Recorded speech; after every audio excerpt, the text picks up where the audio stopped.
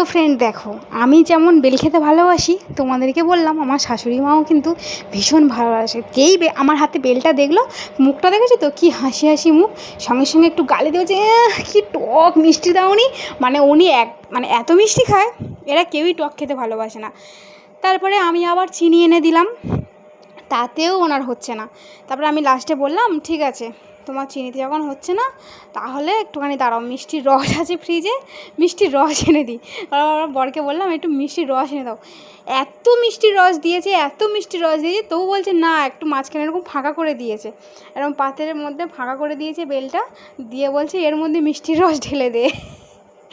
এত মিষ্টি খায়, এত বেল খেতে ভালোবাসে, প্রচণ্ড বেল খেতে ভালোবাসে।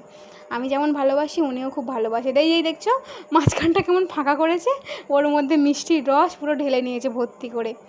তো যাই হোক, এখন না বেল সত্যি কথা অতটা পাওয়া যায় না, আর একটু মানে আর একটু হলে তারপরে হয়তো পাওয়া যাবে। এখন খুব কম পাওয়া যায়, আজকেও গেছিলো কিন্তু পাইনি, কী আর করা যাবে।